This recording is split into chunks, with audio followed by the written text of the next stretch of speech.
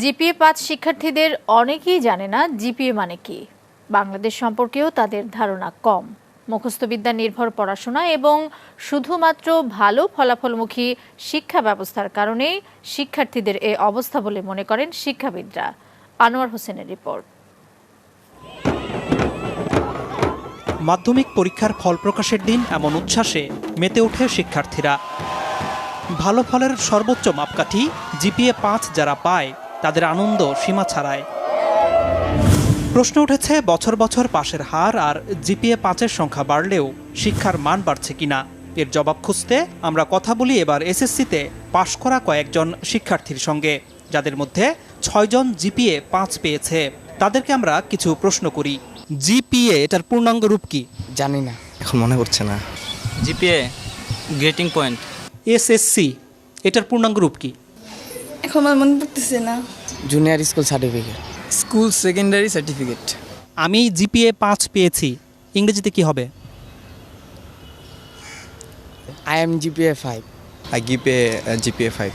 I get GPA 5. I will মোট ১৩ জনকে প্রশ্নগুলো করা হয়েছিল, কিন্তু কেউই সঠিক জবাব দিতে পারেনি। এসব শিক্ষার্থীর কাছে এরপর করা হয় সাধারণ জ্ঞান এবং বিজ্ঞান বিষয়ে কিছু প্রশ্ন।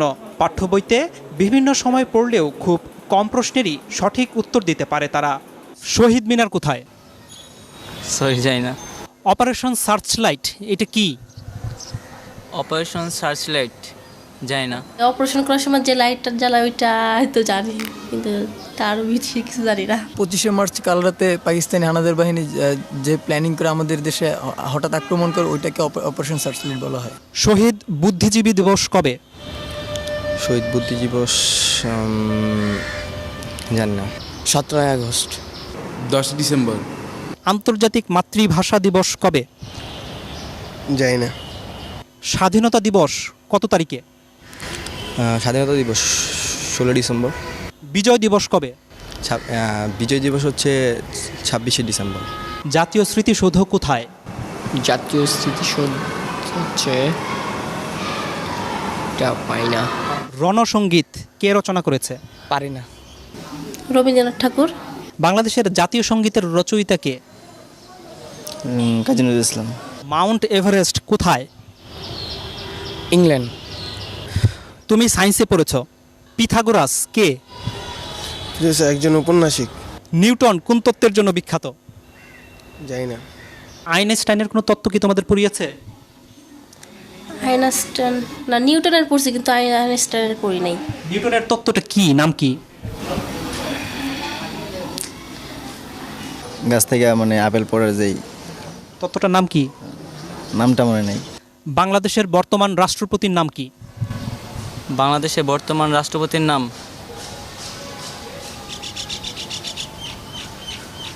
জানি না। রাষ্ট্রপতির নাম হচ্ছে মুক্তিযুদ্ধের সময় বাংলাদেশকে কয়টি সেক্টরে ভাগ করা হয়েছিল? 9টি। নেপালের রাজধানী কোথায়? নেপসুন। তুমি তো কম্পিউটার ব্যবহার করো। ব্যবহার করি মাঝে মাঝে আর কি, এই ফেসবুকে আর কি থাকি, গান টান শুনি। হার্ডওয়্যার এবং সফটওয়্যার এটার মানে বুঝো? জানি না। তোমরা কি পাঠ্য বইয়ের বাইরে কোনো বই পড়ো? এমনি মানে গল্পের বই পড়ি। কার গল্প? রবীন্দ্রনাথ ঠাকুরের গল্পের বই পড়ি। রবীন্দ্রনাথ ঠাকুরের একটা গল্পের নাম বলো তো। শিক্ষাবিদরা বলছেন জিপিএ-৫ পেয়ে ভালো শিক্ষার্থীর তকমা নিলেও জ্ঞান অর্জনের দিক থেকে পিছিয়ে আছে তারা। আমরা দেখি বিশ্ববিদ্যালয়ে ভর্তি পরীক্ষায় জিপিএ-5রা তারা পাস পর্যন্ত করতে পারে না। তার মানে যারা জিপিএ-5 পেয়েছে তারা যেটা শেখার কথা সেটা শিখে নাই। তার মানে হচ্ছে কি এই জিপিএ-5টা সত্যিকার জিপিএ-5 না, তাদের হাতে জিপিএ-5টা তুলে দেওয়া হচ্ছে। এখন শিক্ষার গুণগত মানটা যদি বাড়ানো না হয় তাহলে শুধুমাত্র সংখ্যা দিয়ে আসলে কোনো লাভ হবে না। এদিকে শিক্ষার্থীরাই জানালো কেন তারা এসব প্রশ্নের উত্তর দিতে পারছে না। প্রথম কথা হলো আমি সংবাদ বেশি দেখি না, নিউজ পেপার পড়ি না।